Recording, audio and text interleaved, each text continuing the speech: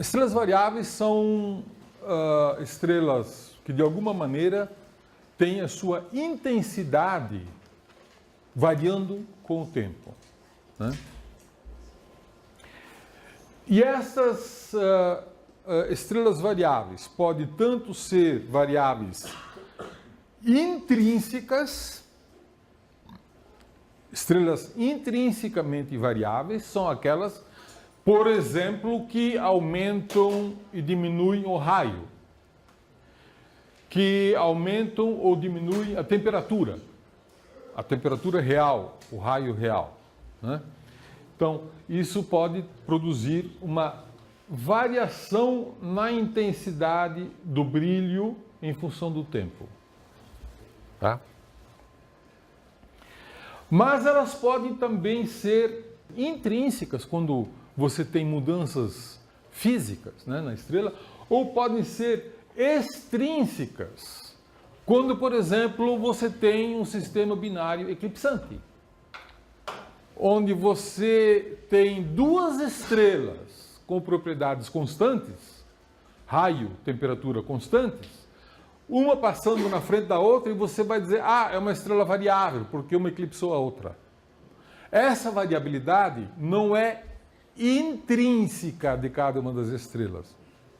Ela é uma variabilidade aparente, para nós, observadores. Se você estivesse observando em outra posição, ela não seria variável. Se ela não estivesse eclipsando, não seria variável, né? Então, elas são chamadas de variáveis extrínsecas, tá? Então, nós temos dois grandes grupos de estrelas variáveis, né? As intrínsecas e as extrínsecas. Nas variáveis intrínsecas, nós temos duas classes. São aquelas estrelas que pulsam,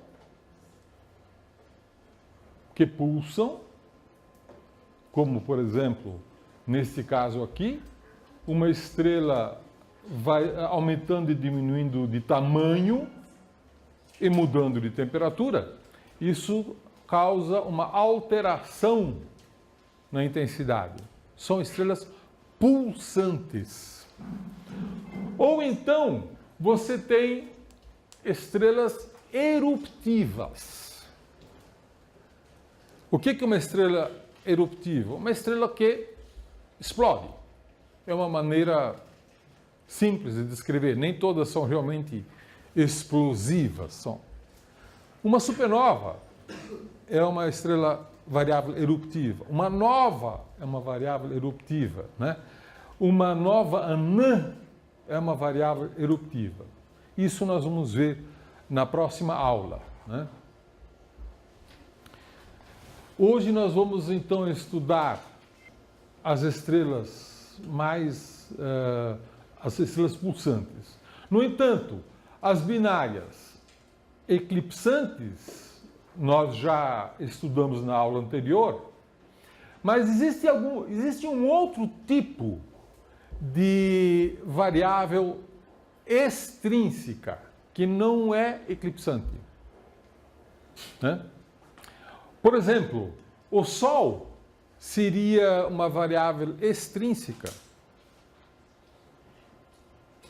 O Sol tem manchas solares. Essas manchas solares produzem uma diminuição local, né? Suponha que o Sol tivesse apenas uma mancha e uma mancha grande. O Sol gira. Tá certo? Então, à medida que o Sol gira, esta mancha grande é auto-ocultada periodicamente. Então, para um observador distante, esse observador podia dizer que o Sol é uma variável, uma estrela variável, que a intensidade do Sol diminui com o tempo. Diminui e aumenta com o tempo. Tá? Mas não é o Sol que está mudando. É simplesmente que está expondo periodicamente esta mancha e ocultando periodicamente esta mancha, né? Então, uma rotação de uma estrela pode produzir uma variabilidade extrínseca. Tá certo? Existem vários tipos de estrelas em rotação que produzem variabilidade. Inclusive estrelas que têm grandes manchas. Tá? Também produzem, essas estrelas existem. Né? Bom, vamos lá então. As variáveis pulsantes, elas podem ter diversas características. E dependendo das características de uma variável pulsante, nós classificamos a estrela numa certo tipo, numa certa subclasse. Né? Por exemplo, um grupo muito importante de estrelas pulsantes são as cefeidas. As estrelas cefeidas são estrelas grandes e que pulsam com períodos longos, digo, de 10 dias, 100 dias, né? Que demora uma estrela cefeida para pulsar. Né? E uma estrela dessas, quando pulsa, ela aumenta e diminui o raio periodicamente e aumenta e diminui a temperatura periodicamente. Quando é que a temperatura é maior de uma estrela pulsante? É quando o raio é menor. Né? Um corpo que se contrai, aquece. E um corpo que se expande, esfria. A mesma coisa ocorre com uma estrela. Pergunta: quando o brilho é mais intenso? Quando o raio é maior ou quando o raio é menor? Essa pergunta já é um pouquinho mais complicada, né?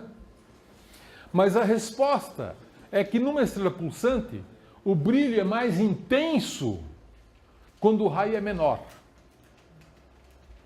Lembre-se, a luminosidade de uma estrela depende do raio ao quadrado, mas a luminosidade de uma estrela depende da temperatura na potência de 4. Então, é muito sensível à temperatura. Então, quando a temperatura é mais alta, mesmo o raio sendo menor, tem o máximo de brilho. Isso é uma aproximação. Nem todas as estrelas se comportam exatamente dessa maneira. Né? Muitas vezes o brilho é máximo quando, por exemplo, está se contraindo ainda na fase de contração, não quando está no estado mínimo, como eu estou sugerindo aqui. Né?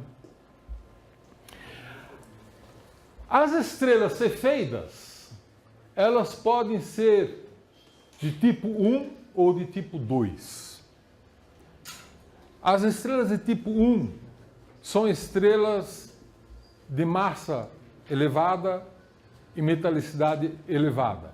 Digamos assim, é uma geração evoluída de cefeidas. As estrelas tipo 2 são com baixa composição química, baixa massa. São estrelas antigas, né? De segunda geração, não de terceira ou quarta geração. Né? Depois nós temos as estrelas RR Lyrae, que são estrelas muito parecidas com as cefeidas e historicamente chegaram a ser confundidas com estrelas cefeidas, né? Durante bastante tempo, mas são uma classe separada. As estrelas RR Lyrae, que são são estrelas de período mais curto do que as cefeidas e de amplitude menor do que as cefeidas, né? E aí nós temos duas classes de variáveis pulsantes, que são as RV Tauri e as estrelas de longo período, as vermelhas de longo período, né? São ambas gigantes. As estrelas vermelhas, muitas vezes chamadas de tipo Mira, ou então de semi-regulares, que é um pouco diferente. E essas são gigantes. E as RV Tauri são supergigantes. Aqui vou mostrar um diagrama HR. Né? Lembre-se, o diagrama HR é magnitude absoluta, as luminosas aqui em cima, as de baixa luminosidade aqui embaixo, em função do tipo espectral. Né? As quentes aqui, as frias aqui. Aqui nós temos o diagrama HR, essa sequência de faixa amarela, e começamos já aqui nas estrelas muito vermelhas de baixa luminosidade, nós temos as estrelas vermelhas eruptivas. Elas são estrelas do tipo solar. Lembra-se que o Sol tem erupções de natureza de origem magnética, né?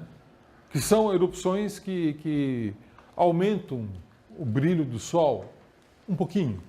Nessas estrelas, elas são muito mais frias, têm luminosidade muito menor, e essas erupções fazem com que a aparência da estrela aumente de brilho de uma forma significativa, né?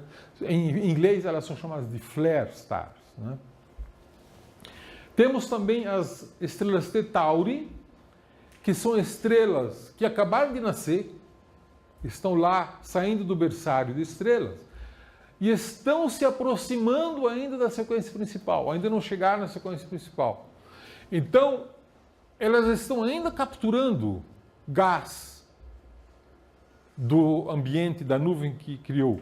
E essa captura de gás, ela ocorre aos, digamos, súbitos, né? Então, quando tem uma captura mais significativa, ela aumenta de brilho, né? Então, as estrelas T Tauri têm também esse caráter eruptivo, né? E aí tem uma coisa muito interessante no diagrama HR, que existe uma faixa, que é mais ou menos esta faixa aqui, onde tem muitas estrelas variáveis. Praticamente todas as estrelas que estão nesta faixa do diagrama HR, elas são variáveis, né? E a razão se conhece hoje, a razão é que nesta faixa você tem uma grande zona de ionização parcial na estrela. Você pode ter hidrogênio parcialmente ionizado, e isso faz com que aumente a instabilidade das estruturas externas da estrela, e as estrelas começam a oscilar, né? E aí nós vamos ter estrelas oscilantes desde as anãs brancas oscilando, né? Aqui nós temos as estrelas Delta Scuti, na sequência, próxima sequência principal, as estrelas RR Lyrae, as cefeidas de tipo 1 e as cefeidas de tipo 2, e as estrelas vermelhas gigantes e as supergigantes, né? As RV Tauri e tal. Temos também estrelas variáveis entre as estrelas de grande massa, né? As estrelas muitas vezes chamadas de LBVs, que são variáveis azuis muito luminosas, né? Em inglês chama-se de LBVs. As estrelas de alta massa, elas são altamente variáveis, em geral, né? Porque possuem um vento muito forte, perdem muita massa, e esse é um fenômeno que aumenta, de uma certa maneira, a natureza das instabilidades das estrelas, né? Além das LBVs, temos também as Beta Cephei, que também são estrelas azuis e muito luminosas, né? Então, esse conjunto de estrelas variáveis mostra que você pode encontrar estrelas variáveis em praticamente todo o diagrama HR, né? O diagrama HR é recheado de estrelas variáveis. E em cada canto, as estrelas se comportam de uma maneira diferente com relação à sua natureza de variação, à sua natureza de variabilidade, né? Porém, em alguns lugares, como por exemplo essa faixa de instabilidade, lá a variabilidade é muito mais comum. Praticamente todas as estrelas que se encontram nesta faixa do diagrama HR, ou elas são variáveis, ou elas podem vir a ser variáveis, né? eu vou descrever rapidamente uma das classes de estrelas variáveis que tem uma importância histórica muito grande. E vocês vão rever a importância dessa classe no próximo curso, né? Astronomia, uma visão geral 2, quando vocês estudarem as galáxias. Porque foram essas estrelas que permitiram permitiram provar que Andrômeda é uma galáxia, né? Porque houve dúvidas durante muito tempo se Andrômeda seria uma galáxia ou seria uma nebulosa dentro da Via Láctea. E com essas mesmas estrelas pôde-se determinar as distâncias de muitas outras galáxias. E fazendo isso com essas estrelas cefeidas, que o Hubble conseguiu descobrir que o universo está em expansão. Foi usando as estrelas cefeidas, as estrelas variáveis, né? Durante muito tempo se imaginou que todas as estrelas que se comportavam de uma maneira semelhante às cefeidas fossem apenas uma população, né? E com isso, o Hubble imaginou isso, naquela época era assim, ele mediu a taxa de expansão do universo como sendo uma taxa pequena, né? Inclusive ele estimou, a primeira estimativa de idade do universo dele foi de 2 bilhões de anos. Somente depois, décadas depois, é que se descobriu que, na verdade, existem 3 subclasses de cefeidas, né? Dependendo principalmente da abundância química e da massa das estrelas, você pode ter uma relação período-luminosidade que é ligeiramente diferente. Por que esta relação foi importante?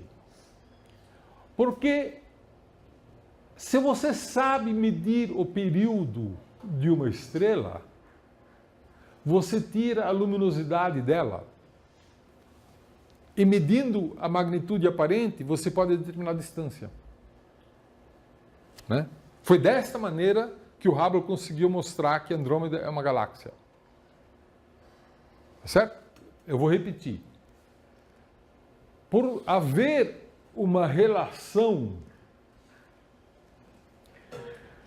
entre a luminosidade das cefeidas e o período das cefeidas, basta você medir o período que você consegue determinar a luminosidade. Sabendo a luminosidade e medindo o brilho, você pode medir sabe a distância. É assim que foram determinadas as distâncias das galáxias pelo Hubble, para ele mostrar que as galáxias estão se afastando umas das outras e que o universo está finalmente em expansão. Tá? Foi usando estas estrelas, as cefeidas. Mas para Hubble, tudo isso aqui eram cefeidas. Ele não sabia dessa divisão, né? Imagine a confusão que você pode fazer se você não souber que existem 2 categorias. Então, quando foram descobertas que as cefeidas ocorrem em 2 categorias, que hoje nós chamamos as cefeidas do tipo 1, ou as cefeidas clássicas, que são as mais luminosas, e as estrelas do tipo 2, ou as estrelas do tipo W Virginis, né? Que são as estrelas de luminosidade menor. Para o mesmo período tem luminosidade menor, né? Então, para você medir a distância de uma galáxia com precisão, você precisa saber se a cefeida que você está usando é uma cefeida de tipo 1 ou do tipo 2. Então você tem que ter uma ideia sobre a abundância química, nós chamamos isso de metalicidade, né? Se ela é rica ou se é pobre em elementos químicos. Porque aí você pode medir, usar esse método com uma precisão muito melhor, né? Então é importante vocês saberem que essas estrelas cefeidas, né, elas ocorrem, na verdade, em 3 categorias, tipo 1, tipo 2, e as de curto período, que são chamadas também de estrelas RR Lyrae, que são muito comuns em aglomerados globulares, né, e muito úteis para medir a distância desse tipo de objeto. Veja, a relação luminosidade-período é uma relação calibrada aqui na Via Láctea usando paralaxes trigonométricas. Então, suponha que você tem essa relação bem estabelecida. Agora você vai em Andrômeda e acha lá uma estrela que pulsa com o mesmo período que uma estrela daqui. Então você, bom, se eu conseguir medir o período, eu sei qual é a luminosidade dessa cefeida. Mas ela é muito fraca. Se ela é muito fraca, é porque ela está muito distante, né? Mas a partir da luminosidade e do brilho aparente, você pode determinar a distância. Né? Lembre-se que o fluxo medido é a luminosidade da estrela dividido por 4π a distância ao quadrado. Se você tira a luminosidade da relação luminosidade-período e mede o fluxo, você determina a sua distância daquela estrela cefeida. Se ela está dentro de Andrômeda, é porque a galáxia de Andrômeda está a essa distância. Tá certo? Você poderia bancar o advogado de diabo e dizer, ah, não, mas ela é uma estrela da Via Láctea que está projetada só. Tá bom. Mas ela está a uma distância muito maior do que as distâncias da Via Láctea. E aí você mede 3, 4, 5 cefeidas de Andrômeda também e mostra que estão todas à mesma distância. 2 milhões de anos-luz. Né? Foi dessa maneira que o Hubble descobriu a distância, mediu a distância de Andrômeda e provou que Andrômeda não é uma nebulosa como Órion, da Via Láctea. Até 1922, muita gente acreditava que fosse assim. 1922. Foi em outubro de 1923 que Hubble descobriu a primeira cefeida em Andrômeda. Né? E a partir daí ficou provado que Andrômeda é uma galáxia. Tá? Outubro de 1923, não faz tanto tempo assim, né? Você ia fazer uma... Quando é que foi estabelecida essa relação precisa, separando em 2 tipos? Quando foi? Essa relação foi descoberta pela Miss Leavitt no início do século XX. Tá? É uma senhora astrônoma, fez um trabalho importantíssimo, né? Que trabalhava no Observatório de Harvard.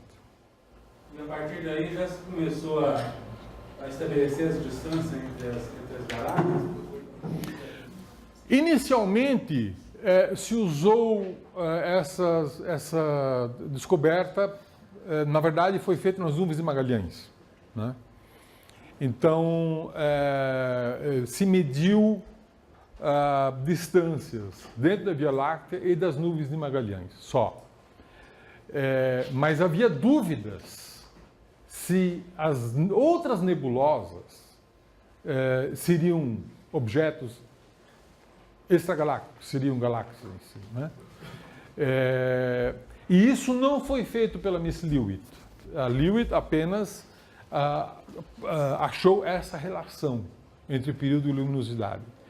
Quem mostrou, como eu já disse, quem mostrou que Andrômeda está a uma distância muito maior do que o tamanho da minha Via Láctea foi Hubble. E isso já foi em 1923. Só mais uma pergunta. Além da galáxia de Andrômeda e da própria Via Láctea, é possível observar cefeidas também em outras galáxias mais distantes? Foi isso que fez o Hubble. Foi isso que fez o Hubble. O Hubble mediu, inicialmente foram 23 galáxias, né? E foi com essas 23 galáxias que ele descobriu a lei de Hubble. Todas usando cefeidas. Mas isso vocês virão novamente em maior detalhe no curso de Astronomia, uma visão geral 2. Professor, Sim. Você conhece o motivo pelo qual uma estrela ela nasce pulsante? Uma estrela não nasce pulsante. Ela se torna pulsante? Sim. As estrelas basicamente se tornam pulsantes quando elas entram na faixa de instabilidades que ocorre no diagrama HR. E isso ocorre quando você tem uma grande parte da estrutura externa da estrela com ionização parcial. Uma grande faixa onde o hidrogênio, por exemplo, está parcialmente ionizado. Ou então o hélio está parcialmente ionizado. Então você tem, ao pulsar, o hélio se recombina liberando energia ou se ioniza absorvendo energia. E isto é uma espécie de pistão que faz com que a estrela seja instável. Então, quando começa, por alguma razão, começa a pulsar, essas pulsações são amplificadas por causa dessa ionização parcial do hidrogênio ou do hélio. Mas não acontece com todas as estrelas. Não acontece com todas as estrelas. Ela tem que obedecer uma certa faixa de densidade e temperatura. Tá? E por isso está nessa faixa do diagrama HR. Né? Basicamente, estrelas pulsantes só ocorrem nessa faixa.